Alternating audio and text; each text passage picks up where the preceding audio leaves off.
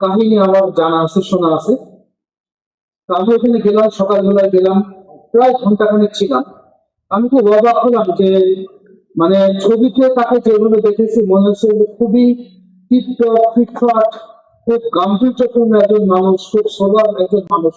অথচ তার যে বাড়ি, গোল পাতার ঘর, গোলের ছাউনি, মাটির ঘর, খুবই সাধারণ। এবং তার একটা ছেলে, একটা মেয়ে, তার মিসেস, সবাই খুব কান্নাকাটি করছে, শোকাবহ পরিবেশ। কিছু সময় পরে পরে একজন ব্যক্তি আসলেন এবং সমস্ত মানুষ তাকে ঘিরে আসে। তো আমি ঠিক জানি না যে কে। আমি জানার চেষ্টা করলাম যে উনি কে, সবাই তাকে এত গুরুত্ব দিচ্ছে, এত ঘিরে ধরে আছে। তো বাইরে বাই জানলাম যে উনি হচ্ছেন গাজী কামরুল সাহেব। তো আমিও তার কাছে গেলাম, সালাম দিয়ে আমার পরিচয় জানালাম এবং আমি বললাম যে আপনারই তো প্রতিবেশী, আপনার এলাকার মানুষ, তো আপনি কি ধারণা করেন যে কিভাবে উনি মারা যেতে পারেন? উনি কিভাবে যেন বলে ফেললেন যে আমার ধারণা যে এর পেছনে চরমপন্থীদের হাত আছে। আলাউদ্দিন ভাই কি হেডিং দিয়েছেন মনে নাই, তবে সাবেক দিয়েছিলেন গাজী কামরুলের ধারণা চরমপন্থীদের হত্যার সাথে চরমপন্থীরা জড়িত, এবং নিউজটা সম্ভব বাইলাইনে উনি ছাপাইছিলেন। তো পরের দিন সে সময় দৈনিক প্রবর্তন পূর্বাঞ্চলের কর্পোরেট সার্কুলেশনের দিক দিয়ে অবস্থান ছিল। প্রচুর সংখ্যক কাগজ শহরে কাটতে হতো। মানুষ কর্মের মাধ্যমে বেঁচে থাকবে। খোকন ভাই আমাদের মাঝে বেঁচে থাকবে। তিনি তার হয়তো দৈহিক মানে দৈহিক তবে তিনি নেই, কিন্তু আমাদের হৃদয়ে থাকবেন। আমরা যারা অন্তত দেখেছি বা তার এই আলোচনার মাধ্যমে দিয়ে যারা পেয়েছি, আশা করি সেভাবে সাংবাদিকতা করবো। পাশাপাশি আমি শুধু রশিদ খোকন নয়, সকল বাংলাদেশ সকল সাংবাদিক হত্যার বিচার দাবি করছি। এবং আমার হৃদয় থেকে, আমার স্মৃতিপট থেকে উনি একটুও দূরে সরে যাননি, সে আগের মতোই আছেন। রশিদ খোকন সম্পর্কে বলতে গেলে ইত্তেফাকের কথাটা আসবে এই কারণে, ইত্তেফাক অফিসে প্রতিদিনই আমার আব্বাকে কেন্দ্র করে একটি আড্ডা বসত। হারুনুর রশিদ খোকন সাহেবের কথা সবাই বলেছেন, উনি যেমন অনেক বড় সড়ো মানুষ, বড় হৃদয়ের মানুষ, কণ্ঠ কিন্তু খুব রাজবাড়ি একটা কণ্ঠ ছিল, এখন আমার কানে বাজে।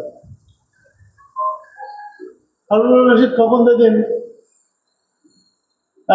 গুলিবিদ্ধ হন, আমি সেদিন ইত্তেফাক অফিসে ছিলাম, আমার আব্বাও ছিলেন। উনি প্রতিদিন তার কর্মস্থল দৈনিক পূর্বাঞ্চলে যাওয়ার আগে ইত্তেফাক অফিসে আসতেন। ইত্তেফাক অফিসে এসে আমার আব্বার সঙ্গে কোন নিউজ আছে, কোন নিউজ নেই, ইতি করে সে পূর্বাঞ্চলে যেত। এই ঘটনার 5-7 দিন, সম্ভবত 5 দিন আগে একটি রিপোর্টকে কেন্দ্র করে হারুনুর রশিদ খোকনকে আমার আব্বা খুব রাগ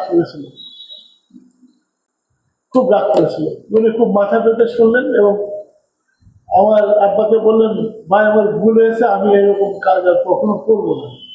তারপর যখন মারা গেল, প্রথম যে সংবাদটি আসলো আমার আব্বার কাছে, ইত্তেফাকের ফোনটি আসলো যে হারুন ভাই অ্যাক্সিডেন্ট করছে, খালিশপুর ক্লিনিকে আছে। আমার আব্বা করলো কি, আমার বলছে তুই বস, হারুন অ্যাক্সিডেন্ট করছে, আমি খালিশপুর ক্লিনিকে যাচ্ছি, দেখি কি অবস্থা থাকবে।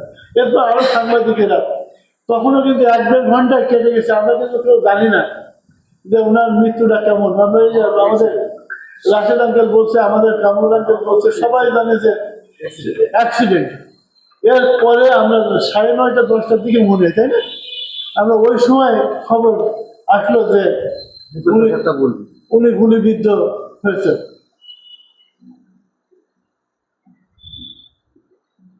আসলে কি যে তারপরে তো আরো অনেক ঘটনা, অনেক সাংবাদিক আমাদের শেখ বেলাল উদ্দিন, হুমায়ুন কবির, বালু, মানিক কাকু, এরা সবাই ঘাতকেরাতে নিহত হয়েছেন আমাদের খুলনা প্রেস ক্লাব আন্দোলনে। সবাই হত্যাকাণ্ডের বিচারের দাবি করেছেন। আমিও প্রত্যেকটা মিটিং আমাদের ইসি কমিটির আমরা বিচারের দাবি জানাই। নতুন সরকার এসেছে, আমি আগের বক্তব্য বলছিলাম মানিক সাহেব হত্যাকাণ্ডের, শেখ বেলালের, এই সরকারের দায়িত্ব অনেক। কারণ 2002 সালে 4 দলীয় জোট সরকারের আমলে হারুনুর রশিদ খোকন হত্যাকাণ্ডের শিকার হয়েছিলেন। আমাদের খুলনা প্রেস ক্লাবের আরো সাংবাদিক নেতৃবৃন্দ হত্যাকাণ্ডের শিকার হয়েছিলেন। আমি মনে করি এই সরকার গুরুত্বের সঙ্গে এই ঘটনাটিকে নেবেন।